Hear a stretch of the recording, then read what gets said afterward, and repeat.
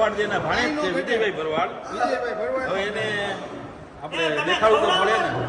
જાંબુથી સન્માન કરવામાં આવશે કારણ કે બધાને ખવડાવ છે. બધાનું માન સન્માન રાખી બધાનું માન સન્માન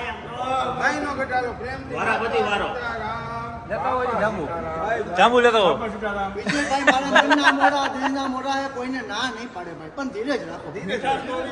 હાલો જય જલારામ. ખાઓ ખાઓ ખાઓ હાલો જય જલારામ. બોલડા ઉડ્યો.